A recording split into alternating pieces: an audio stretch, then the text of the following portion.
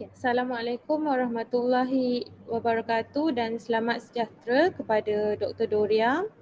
Saya Siti Faizah Hani binti M. Tamizi, pelajar Sarjana Pendidikan, Pengurusan dan Pentadbiran semester 2. Tujuan video ini dihasilkan adalah untuk memenuhi keperluan final assessment tugasan akhir bagi subjek kualiti dalam pendidikan MPPA 1363. Tugasan ini memerlukan saya untuk mengulas tentang sebuah artikel yang bertajuk Wrong Answer. Baik, pertama sekali saya akan terangkan tentang rumusan artikel. Artikel ini mengisahkan seorang guru bernama Damini Lewis iaitu guru matematik bersama-sama dengan Christopher Waller iaitu pengetua, penguatkuasa dan penolong penguatkuasa sekolah di Atlanta iaitu Beverly Hall dan Michael Pitts serta beberapa orang guru yang dijatuhkan hukuman kerana penyelewengan dan penipuan markah peperiksaan ujian kompetensi. Baik, kisah ini berlaku di Park Middle School, Atlanta pada tahun 2002. Penguatkuasaan NCLB iaitu No Child Left Behind polisi dilaksanakan. Kerajaan Persekutuan Amerika Syarikat telah menetapkan sasaran yang perlu dicapai oleh sesebuah sekolah. Jika sasaran yang ditetapkan oleh persekutuan tidak dapat dicapai oleh sekolah tersebut, maka sekolah tidak dapat peruntukan dari kerajaan dan sekolah akan ditutup. Pelajar pula akan dipindahkan ke sekolah-sekolah yang lain. Jadinya, Park Middle School tidak pernah mencapai sasaran semenjak NCLB dilaksanakan. Disebabkan itu, pada tahun 2006 sebelum ujian kompetensi dijalankan, Damini Lewis telah mencuri kertas soalan untuk memastikan pelajar-pelajar di sekolahnya dapat menjawab soalan peperiksaan. Seterusnya, sekolah mereka dapat mencapai target. Selain daripada itu, Damini Lewis dan beberapa orang guru yang lain juga bertindak untuk menukar dan memadam jawapan pelajar.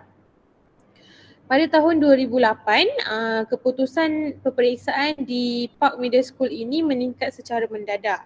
Ada beberapa orang guru yang tahu tentang perkara penyelewengan dan penipuan ini. Mereka tidak mahu bersubahat dan mereka melaporkan perkara ini kepada penguatkuasa dan penolong penguatkuasa sekolah di Atlanta, tetapi mereka tidak melakukan apa-apa tindakan, hanya mendiamkan diri sahaja. Jadi pada tahun 2010, penyiasatan telah dijalankan terhadap individu-individu yang bersubahat dalam penyelewengan data dan penipuan peperiksaan ini. Selain Park Middle School, terdapat beberapa lagi sekolah yang terlibat. Pada tahun 2012, hukuman telah dijatuhkan kepada pesalah-pesalah. Damini Lewis juga diberhentikan dari menjadi seorang guru.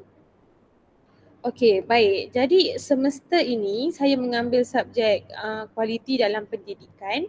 Apa yang saya boleh kaitkan hasil pembelajaran saya dengan cerita yang dirumuskan tadi. Sebagai seorang pemimpin di sekolah atau sebagai seorang guru biasa sekalipun, kita perlu mengetahui konsep kualiti di dalam pendidikan. Bagaimana kualiti di dalam pendidikan diukur? Adakah hanya diukur apabila sesebuah sekolah dapat mencapai target atau sasaran yang telah ditetapkan, atau kualiti dilihat dari ranking sekolah, fasiliti yang ada di sekolah. Kalau ianya hanya dilihat secara luaran sahaja, tidak adil bagi sekolah-sekolah seperti Park Middle School ini kerana demografi sekolah Park Middle School, sosioekonomi ibu bapa pelajar yang tidak begitu baik, sekolah ini boleh dikirakan sekolah berprestasi lemah. Jadi bagaimana sekolah seperti ini mahu bersaing dengan sekolah-sekolah di bandar? Target dan sasaran yang ditetapkan adalah sama. Pastinya ia memberi satu tekanan kepada pentadbir, guru dan pelajar itu sendiri, yang akhirnya akan mendorong kepada penyelewengan dan penipuan seperti membocorkan kertas soalan, Sama seperti apa yang berlaku di dalam case study wrong answer ini. Jadi pada pendapat saya, one size fit all ini perlu dikaji semula.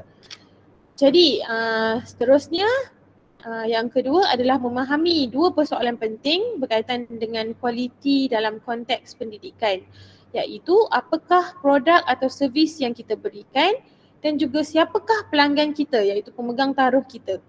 Sektor pendidikan memberi servis pendidikan, penyampaian ilmu kepada pelajar dan menghasilkan produk, iaitu pelajar itu sendiri, untuk sektor pengajian tinggi atau industri pekerjaan. Pelanggan atau pemegang taruh yang terbesar kita adalah pelajar, kemudian ibu bapa, majikan dan sebagainya. Jadi apabila penyelewengan dan penipuan markah seperti ini, ia memberi kesan kepada servis dan produk yang kita akan hasilkan. Bayangkan jika jika pelajar ini mendapat keputusan yang baik hasil daripada penipuan dan penyelewengan ini, dan beliau menyambung pelajaran ke universiti, pastinya mereka bukanlah seorang yang kompeten dan pelajar ini tidak mampu untuk bersaing dengan pelajar-pelajar lain yang jauh kompeten daripada mereka, kerana kemandirian mereka tidak sama dengan keputusan yang mereka perolehi. Seterusnya adalah quality as an absolute and relative notion. Kualiti di dalam pendidikan adalah satu bentuk relatif di mana boleh diukur pengukuran dengan peperiksaan. Jadinya apabila ia sudah mencapai target atau sasaran, maka ia telah fit for purpose. Jadinya berdasarkan case study ini, walaupun Park Middle School dapat mencapai sasaran dari kerajaan, tetapi mereka gagal fit for purpose kerana penyelewengan dan penipuan itu tadi. Dua lagi konsep dalam kualiti adalah procedural dan transformasi. Berdasarkan case study yang diberikan, saya berpendapat pengetua atau guru lebih tertumpu dengan procedural quality kerana mereka terlalu fokus kepada pembuktian. Mereka sanggup melakukan apa sahaja untuk membuktikan yang mereka mampu mencapai sasaran yang ditetapkan. Walaupun realitinya tidak sebegitu. Berbanding dengan transformasi aspek dalam aspek transformasi di dalam kualiti yang mementingkan pelanggan. Jika dalam konteks pendidikan ini mereka fokus kepada kemenjadian pelajar lah. Jadi slide seterusnya, jika saya merupakan seorang guru di Park Middle School, saya akan memahami tujuan sebenar pendidikan.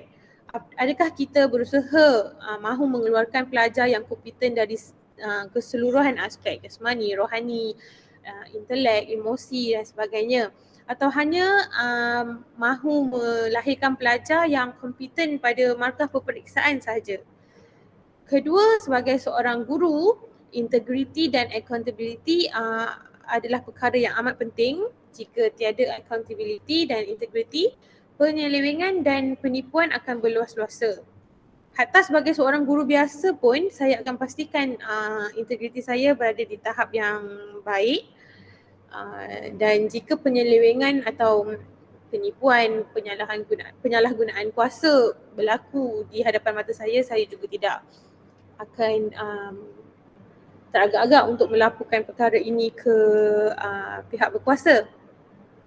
Seterusnya, saya sebagai guru akan mementingkan proses pembelajaran dan pengajaran berbanding dengan keputusan peperiksaan, kerana kemenjadian pelajar adalah keutamaan berbanding data dan statistik. Itu sahaja dari saya. Akhir sekali, sebagai guru, kita perlu menghayati falsafah pendidikan negara agar kita sentiasa menuju ke arah pendidikan yang sebenar. Terima kasih kepada Dr. Doria yang mengajar kami sepanjang semester ini untuk mata pelajaran kualiti dalam pendidikan. Terima kasih.